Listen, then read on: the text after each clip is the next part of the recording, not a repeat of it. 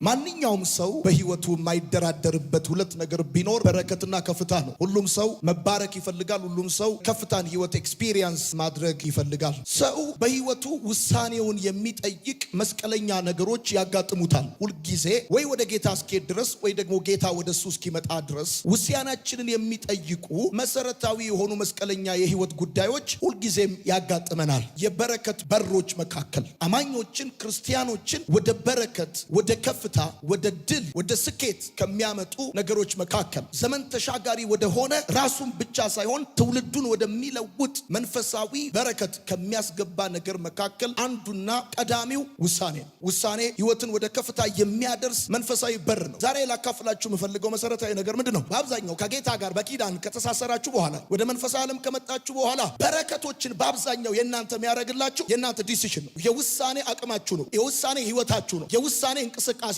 ነው። የማትወስኑ ከሆነ እግዚአብሔር አምላክ ከሰማይ ወርዶ እንጀራ ጠቅልሎ አይሰጣችሁም። እንጀራው ከቀረበላችሁ በኋላ እጃችሁን ታጥባችሁ እንጀራው መብላት የናንተ ኃላፊነት ስለሆነ ማለት ነው። በመጽሐፍ ቅዱሳችን ውስጥ በጣም አስደናቂና አነጋጋሪ ታሪካዊ የሆነ ውሳኔ ከወሰኑ ሰዎች መካከል የመጀመሪያው አብርሃም። እንደምታውቁት እግዚአብሔር አብርሃምን ከዘመድ ከሀገር ከቤተሰቦች ተለይተ እኔ ወደማሳይ ምድር ውጣ ብሎ ሲለው አብርሃም እግዚአብሔርን አምኖ ወሰነ። አብርሃም ወሰነ። እግዚአብሔርን አምኖ እግዚአብሔርን ተከትሎ ወጣ። ወዴት እንደሚሄድ አያቅም። ቀጥሎም እንደሚገጥመው አያቅም። ሳይጠራጠር ሳያመነታ የእግዚአብሔርን ድምፅ ሰምቶ ወጣና እግዚአብሔርን ተከትሎት ሄደ። አብርሃም ካደገበት ከኖረበት ከተማረበት ወይም ደግሞ ቢያዝን ከሚጽናናበት ቢቸግረው ከሚበደርበት ብቻ ብዙ ማህበራዊ ዋስትና ከሚያገኝበት ከገዛ ቤተሰቦቹና ዘመዶቹ እኔ ወደማሳይ ምድር ውጣ ብሎ ሲለው እግዚአብሔር ለአብርሃም ቀብድ አልሰጠውም። እግዚአብሔር ለአብርሃም ምንም መተማመኛ አልሰጠውም። ከወጣ ይወል ብሎ የሰጠው ነገር የለም። አብርሃም እግዚአብሔር አለው ያለውን ነገር ሰምቶ ተከትሎ ወጣ። አሁን አንዳንዶቻችሁ እግዚአብሔር ካላችሁ 5 ዓመት 10 ዓመት 15 ዓመት ብሏቸዋል ነግሯቸዋል። ግን እስካሁን ድረስ የዛሬ 15 ዓመት በምትኖሩት አይነት ህይወት ውስጥ ነው እየኖራችሁ ያላችሁት። ለዚህ ደግሞ እግዚአብሔር ተጠያቂም አይደለም፣ ፓስተራችሁ ተጠያቂም አይደለም፣ ራሳችሁ ናችሁ የዚህ ተጠያቂነትን መውሰድ ያለባችሁ። ለምሳሌ አብርሃም ብቻ አይደለም ወስኖ እግዚአብሔርን ተከትሎ የወጣው። ሐዋርያት ራሳቸው ሁሉን ትተው ጌታን ለመከተል መወሰናቸውን መጽሐፍ ቅዱስ ላይ ታነባላችሁ። ራሱ ይሁዳ ጌታ ኢየሱስን በ30 ዲናር ለመሸጥ ወስኖ እንደ ካደው ታውቃላችሁ። መጽሐፍ ቅዱስ ውስጥ በጣም ብዙ ታሪካዊ እና አስደናቂ ውሳኔዎችን የወሰኑ ብዙ ሰዎችን ታገኛላችሁ። ለምሳሌ በሩት መጽሐፍ ስትመለከቱ የምትሄድበትን መንገድ የሚጠብቃትን ህዝብ እንደዚሁም ደግሞ ወደፊት የሚገጥማትን ነገር ሳታውቅ ጭካኔና ድፍረት የተሞላበትን ውሳኔ ሩት ስትወስንና ከኦርፋ በተለየ ዴስቲኒዋ ሲለይ ትመለከታላችሁ። የቀረበላት ቾይስ አንድ አይነት ነው። የሄዱበት የመጡበት ታሪክ አንድ አይነት ነው። የኦርፋና የሩት ዴስቲኒ ግን የተለያየ ነው። ሰው ተመሳሳይ ሂስትሪ አለው ማለት ሰው ተመሳሳይ ዴስቲኒ ይኖረዋል ማለት አይደለም። ሰው ተመሳሳይ ዋጋ ከፍሏል ማለት ሰው ተመሳሳይ ችግር ውስጥ አልፏል ማለት ተመሳሳይ ዴስቲኒ ይኖረዋል ማለት አይደለም። ዴስቲኒያችሁን ዲተርማይን የሚያደርገው የእናንተ ዲሲዥን ነው። ዛሬ ጸልይላችኋለሁ። እግዚአብሔር ወዳየላችሁ ዴስቲኒ የሚያገባ ዊዝደም ያገኛችኋል። እዚህ ሀገር እንደ ማንኛውም ሰው አንድ አይነት ህይወት ልትኖሩ ትችላላችሁ። ፍጻሜያችሁ ግን አንድ አይነት አይሆንም። መጨረሻችሁ ግን አንድ አይነት አይሆንም። የአንዳንድ ሰዎች መጨረሻ ከታች ሊሆን ይችላል። የኔና የእናንተ መጨረሻ ግን ከላይ መሆኑ ግዴታ ነው። ባክጩና አሜን ባል። ሩት ወደፊት ለመሄድ ስትወስን የምትሄድበትን መንገድ አታውቀውም። ወደፊት ለመሄድ ስትወስን የሚጠብቃትን ህዝብ አታውቀውም። ካልቸሩን አታውቅም። ማህበራዊ ሴቱን አታውቅም። መንፈሳዊ ልምምዱን አታውቅም። ግን አንድ ነገር ወስናለች። ምንም ጉዳይ ወደፊት ሊገጥማት ይችላል። ለሷ ከትናንትናዋ ይልቅ ነገዋ ይበልጣል። ወደፊት ነው ለመሄድ የወሰነችው። ዛሬ ነግራችኋለሁ፣ ከፊት ያለው ምንም ሊሆን ይችላል። በጌታ በኢየሱስ ስም አልፎ መሄድ ይሆንላችኋል። አልፎ መሄድ ይሆንላችኋል። ወደ ኋላ አልመለስም የሚል ሰው አሜን ይባል። ወደ ትናንትና አልመለስም የሚል አሜን ይባል። አሁን ብዙዎቻችሁ ለመወሰን የምትቸገሩት ለምንድን ነው? እርግጠኛ መሆን ትፈልጋላችሁ። በጣም መተማመን ትፈልጋላችሁ። ግን ነግራችኋለሁ፣ በጣም በህይወታቸው ሰክሰስፉል የሆኑ ሰዎች በሚወስኑት ውሳኔ እርግጠኛ ሆኖ ስለወሰኑ እንዳይመስላችሁ። በእምነት ሆኖ ስለወሰኑ ነው። እግዚአብሔርን አይተው ስለወሰኑ ነው። ሁሉን የሚገዛ ፕላን እንዳለች ዛሬ በጌታ በኢየሱስ ስም ፍጻሜያችሁን የሚቀይር ውሳኔ ያገኛችኋል። እግዚአብሔር በውሳኔ ብቻ የሚከፍትላችሁ ደጃል፣ ስትወስኑ ብቻ የሚከፈት በራል። የእናንተን ዲሲሽን የሚጠብቅ በራል። የእናንተን ዲሲሽን የመንግስትን ውሳኔ አይደለም። የቤተሰቦቻችሁን ዲሲሽን አይደለም። የፍቅረኛችሁን ወይም የጓደኛችሁን አይደለም። የእናንተን ውሳኔ የሚጠብቅ የእናንተን ጭካኔ፣ የእናንተን ድፍረት፣ የእናንተን የልብ መተማመን የሚጠብቅ ብዙ ጉዳይ አለ እነግራችኋለሁ። የፈራችሁት ነገር የፈራችሁት እስክትወስኑ ነው። ዮርዳኖስ ድምፁ እስኪረገጥ ነው። ሙላቱ እስኪረገጥ ነው። ዛሬ ትራመዳላችሁ። በጌታ በኢየሱስ ስም ከፊታችሁ ይቆማል። በኢየሱስ ስም ይቆማል። በኢየሱስ ስም ይቆማል።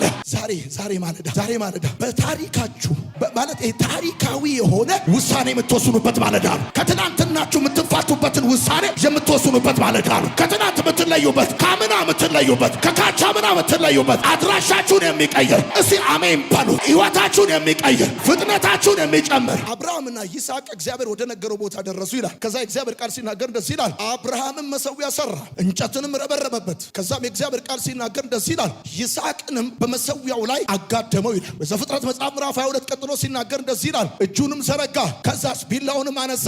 ልክ አብርሃም እጁን ዘርግቶ ቢላውን ሲያነሳ እንደዚህ ከሰማይ የእግዚአብሔር መልአክ አብርሃም አብርሃም ብሎ ጠራው አለ። አብርሃምም እነሆኝ አለሁ ብሎ አለ ይላል። እና እጅን ከብላቴናው ላይ አትዘርጋ፣ በብላቴናው ላይ አንዳች ነገር አታድርግ፣ ከዛስ አንድ ልጅህን አልከለከልከኝምና እግዚአብሔርን እንደምትፈራ አወቅኩኝ ብሎ አለዋል። አሁን አብርሃም ቢላ ያነሳው፣ አብርሃም የጨከነው፣ አብርሃም የሰዋው 25 ዓመት የጠበቀው ልጁ ላይ ነው። ለአንድ ልጅ አልሳሳህም ማለት እና አብርሃም የወሰነው ውሳኔ ስትመለከቱ በጣም የሚያስደንቅና የሚያስደነግጥ ውሳኔ ነው የወሰነው። በገዛ ልጁ ላይ በአንድ ልጁ ላይ ነው ቢላ ያነሳው። ይሄ በጣም ታሪካዊ ውሳኔ፣ ይሄ በጣም መንፈሳዊ ውሳኔ፣ ይሄ የአብርሃምን እና የይስሐቅን ብቻ ሳይሆን የአሕዛብን ሁሉ ዴስቲኒ የቀየረ ውሳኔ ነው። አብርሃም በወሰነው ውሳኔ ምክንያት እግዚአብሔር የገባውን ኮቨነንት ስታነቡ ትገረማላችሁ። እንደውም አብርሃምን አለው ለአሕዛብ ሁሉ በረከት አደርጋለሁ። አንተ እዚህ ጋር የወሰንከው ውሳኔ የብዙ ትውልድን ዴስቲኒ የብዙ ትውልድን ታሪክ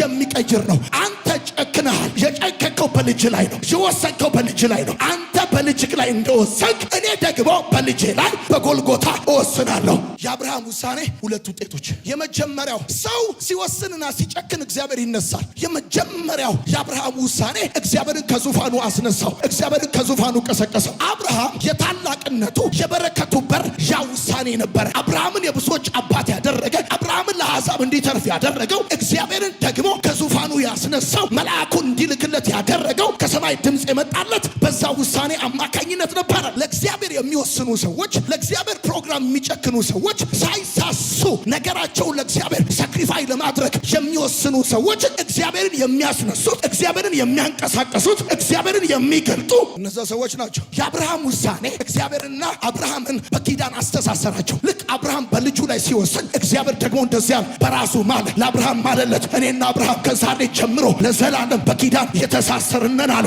ልክ ስትወስን እግዚአብሔር ካንተ ጋር በኪዳን ይተሳሰራል። ውሳኔ እግዚአብሔርን ካንተ ጋር ያስተሳስረዋል። ውሳኔ እግዚአብሔርን ካንተ ያፋታዋል። ውሳኔ እውነቴን የምነግርህ አንዳንድ የምትወስናቸው ውሳኔ እግዚአብሔር በልዩነት በአንተ ሕይወት ታሪክ ሊሰራ፣ ታሪክ ሰሪ ሊያደርግ፣ ቀንበር ሰባሪ ሊያደርግ፣ ለብዙዎች አባት ሊያደርግ ዛሬ በጌታ በኢየሱስ ክርስቶስ እግዚአብሔርን ከእናንተ ጋር የሚያስተሳስር የውሳኔ መንፈስ ያገኛቸዋል። እግዚአብሔር ከዚህ በፊት ስራ ለመስራት የሚወስነው፣ እግዚአብሔር ከዚህ በፊት ስራ ለመስራት የሚመርጠው በኩር ጋር ነበር። ከዛ አንድ ጊዜ እንደዚህ ሆነ። ሙሴ እንደዚህ አለ፣ የእግዚአብሔር ወገን የሆነ ይለያል። ከዛስ ሌዊና ልጆቹ ተሰበሰበዋል። ከዛ እግዚአብሔር እንደዚህ አለ፣ ከዚህ በፊት በኩር ነበር ለስራ የሚመርጠዋል፣ ካሁን በኋላ ሌዊ ለስራ ይመርጨዋል።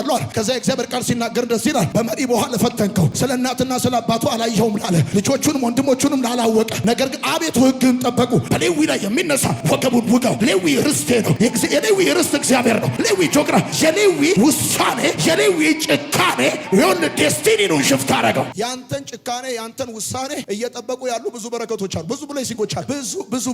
ብዙ ሰክሰሶች በክርስቶስ ኢየሱስ ተለቀዋል። አንተ ብቻ የሚገርምህ ሌላው የሚሳሳለትን ጉዳይ አንተ ለመሰዋት፣ አንተ ለመተው፣ እግዚአብሔር ጋር ለመጨረስ ተስማማ እንጂ። በትምህርታችሁ ላይ የወሰናችሁ እግዚአብሔርን ለማገልገል፣ በእንጀራችሁ ላይ የወሰናችሁ ለእግዚአብሔር ለመኖር፣ ክብራችሁ ላይ የወሰናችሁ፣ ጥቅማችሁ ላይ የወሰናችሁ ሰዎች ይሄ ውሳኔያችሁ ተራ ሰው አድርጎ የሚያስቀራችሁ እንዳይመስላችሁ፣ መለኮትን ከእናንተ ጋር የሚያስተሳስር እንደሆነ፣ ይሄ ውሳኔ እንኳን ከራሳችሁ አልፋችሁ ለሰው እንድትተርፉ የሚያደርጋችሁ እንደሆነ፣ በእናንተ ውስጥ መለኮታዊ ዘር እየተዘራ እንደሆነ፣ ዲቫይን ፕሮግራም እየተሰራ እንደሆነ፣ ምናልባት ትምህርታችሁ ላይ ባትወስኑ ትምህርታችሁ ካላችሁ ለራሳችሁ ብቻ ይጠቅም ይሆናል። ሰው በዲግሪው ራሱንና ቤተሰቡን ሊያበላ ይችላል። ሰው በቅባት ጉልበት ነው አገር ያበላው። ኤልሳ በበሬ ጉልበት ራሱንና ቤተሰቡን ሲያበላ፣ በቅባት ጉልበት ግን አገር ነው ያበላው። እነግራችኋለሁ፣ ወስናችሁ ትምህርታችሁን አርዳችሁ፣ ክብራችሁን አርዳችሁ፣ ጥቅማችሁን አርዳችሁ፣ ብዙ ነገራችሁን ትታችሁ ለእግዚአብሔር እኖራለሁ፣ ልጅነቴን ለእግዚአብሔር፣ ዘመኔን ለእግዚአብሔር፣ ጉልበቴን ለእግዚአብሔር፣ ሀብቴን ለእግዚአብሔር ያላችሁ ሰዎች እግዚአብሔር እንደዚህ ይላችኋል፣ እኔ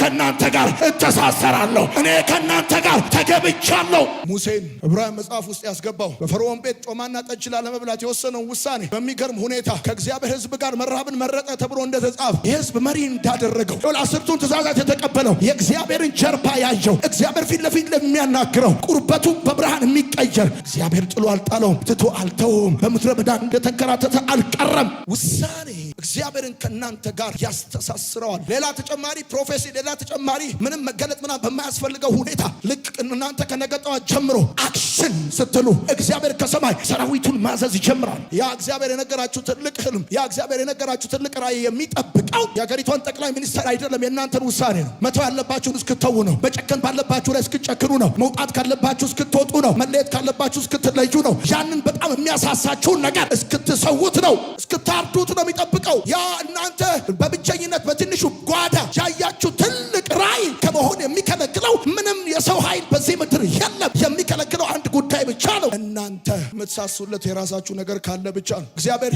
ለራሳችሁ ካልሳሳችሁ እግዚአብሔር ለመስራት አይሳሳም፣ ለመስራት አይቆጠብም። ይገርማችኋል። ዳዊት ከጠላቶቹ ሰልፍ እንዳረፈ፣ ዳዊት በቤቱ እንደተቀመጠ ቅድሚያ የሰጠውና የታየው ነገር የእግዚአብሔርን ቤት ስለመስራት ነው። በሁለተኛ ሳሙኤል መጽሐፍ ምዕራፍ 7 ቁጥር 1 ላይ ስታነቡ የምታገኙት ቃል ይሄንን ነው። ከዛ እግዚአብሔር እንደዚህ ያለ በጣም ተገረመ። ቤትህንና መንግስትህን ለዘላለም በፊቴ ይጠነክራሉ፣ ዙፋንም ለዘላለም ይጸናል። ዳዊት የእግዚአብሔርን ቤት ሊሰራ ሲነሳ እግዚአብሔር የዳዊትን ቤት ሰራው። እግዚአብሔር ዳዊት እንደዚህ ያሉ፣ አንተ ለእኔ ቤት ለመስራት ከናታን ጋር ተነጋገርክ አይደል አሉ። አዎ። ከዚህ በኋላ ግን እንደዚህ ያሉ፣ ቤትህና መንግስት በፊቴ ይጠነክራሉ፣ ዙፋንም ለዘላለም ይጸናል። ለምን? ቤትህን አጠነክራለሁ። አንተ የኔ ቤት አይተሃልና፣ አንተ የኔ ቤት ለመስራት ወስነሃልና። ልዝናና አላልክም፣ ልረፍ አላልክም፣ ይመቸኝ አላልክም፣ ቆይ ትንሽ ጊዜ ልውሰድ አላልክም። ቅድሚያ ሰጥተኸኛልና እኔ ደግሞ በዘመናት መካከል ቅድሚያ ሰጥሃለሁ፣ አጸናሃለሁ፣ አጠነክርሃለሁ።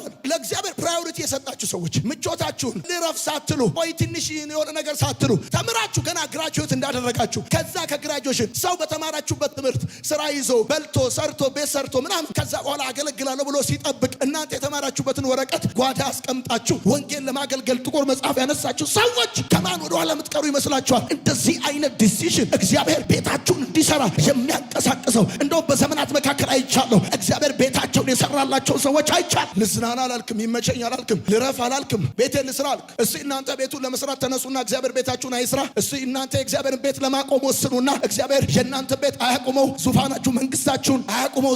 እስቲ እናንተ ለጥቅማችሁ ፕራዮሪቲ ከምትሰጡ ለእግዚአብሔር ኪንግደም ጉዳይ እስቲ ቅድሚያ ስጡና እስቲ ተቀደሙ። ለእግዚአብሔር ቅድሚያ ሰጥተው የተቀደሙ ሰዎች አይተናናቅ። እኛ የእሱን ስራ ስንሰራ እሱ የእኛን ሲሰራ ነው የምናውቀው። እሱ ሲሰራ ደግሞ ጠንቅቆ ነው የሚሰራው። ሩት እሄዳለሁ ህዝብሽ እንደ ህዝቤ አምላክሽም እንደ አምላኬ ብላ የወሰነችው ከአንቺ ጋር ሆናለሁ ብላ የወሰነችላት ሴት ግራ መጋባት ውስጥ ያለች ሴት ነች። ተስፋ መቁረጥ ውስጥ ያለች ሴት ነች። ምሬት ውስጥ ያለችን ሴት ነው የምትከተለው። በእርግጠኝነት በሞዓብ ካሉ እሷ ከምታውቃቸው ከዳጎንና አስታሮት ከሚባሉ ጣዖታቶች ኑኃሚን ሁሉን የሚችል አምላክ አስመርሮኛል ብትልም አምላኳ እንዳስመረራት ስታወራ ሩት ብትሰማ አምላኳ ሀገሯን በድርቅ የመታ ቢመስልም አምላኳ ባሏና ልጆቿን የገደለ ቢመስልም እሷ ካደገችባቸው ከባኦል ጣዖታት ከዚህ ከአስታሮትና ከዳጎን ይሄ አምላክ እየገደለም ቢሆን እንደሚሻል ጸሎቷን ሳይሰማም ቢሆን እንደሚሻል ዲዘርን ያደረገች ይመስለኛል ሩት።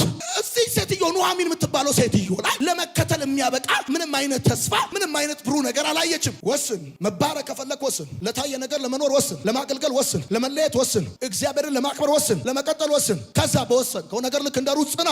ወደፊት ሊያስቀጥል የሚችል በቂ ምክንያት ባይኖርም ወደኋላ ልመለስ አለች። ለማገልገል የሚያስችል በቂ አትሞስፌር ባይኖርም አገለግላለሁ ዘንድ፣ ሳገለግል የሚቀበለኝ ሰው ባይኖርም አገለግላለሁ ዘንድ፣ እንድቀጥል የማይፈልግ ሰው ቢበዛም እቀጥላለሁ። ምን አይነት ድምፅ ነው የሚሰማችሁ? ምን አይነት ድምፅ ትሰማላችሁ? ልትቀጥሉ ስታስቡ ምን አይነት ድምፅ ነው የምትሰሙት? ልታገለግሉ ስታስቡ ምን አይነት ድምፅ ነው የምትሰሙት? በኑሯችሁ ላይ፣ በትዳራችሁ ላይ፣ በአገልግሎታችሁ ላይ ምን አይነት ድምፅ ነው የምትሰሙት? በአገልግሎታችሁ ላይ፣ በጥሪያችሁ ላይ ተስፋ የሚሰጥ ወይስ ተስፋ የሚያስቆርጥ? አሁን ስሙኝ፣ እግዚአብሔር የሚሰራው እናንተ ከምትሰሙት የድምፅ ውበት ጋር አይደለም፣ የድምፅ ሞገስ ጋር አይደለም፣ ከእናንተ ውሳኔ ጋር። በጣም የሚገርማችሁ እንደዚህ አይነት ተስፋ የቆረጠና ተስፋ የሚያስቆርጥ ድምፅ የሰማችን ሩት እግዚአብሔር ሲያይ በጣም ተገረመባት። ከዛስ በጣም የሚገርማችሁ ነገር እግዚአብሔር ባረካት። ተመለከታት፣ በፊቱ ሞገስን አገኘች። ከዛስ ምንም እንኳን ዘሯ ከአይሁድ ባይሆንም በእግዚአብሔር ፕሮግራም ውስጥ አስገባት። በክርስቶስ ኢየሱስ የዘር ሐረግ ከገቡ 5 ሴቶች መካከል አንዷ ሩት ሆና አረፈችው። ተስፋ ያጣችሁ ሲመስላችሁ፣ አካባቢያችሁ በጠቅላላ ባዶ የሆነ ሲመስላችሁ፣ የዛን ጊዜ በፍጹም በስሜታዊነት እንዳትወስኑ። በጠለቀ መንፈሳዊነት፣ በተረጋጋ መንፈሳዊነት እግዚአብሔር ላይ ባላችሁ እምነት ወስኑ። ተስፋ ሰጪ ድምጽ እየሰማችሁ ካልሆነ የእግዚአብሔር ነገር በእናንተ ህይወት እየመጣ አይደለም ማለት አይደለም። አንዳንድ ሰዎች ወደ ግሬት ዴስቲኒ ተስፋ በማይሰጥ ድምጽ አማካኝነት ወጥተው ሄደዋል። የበረከት በር መታዘዝ።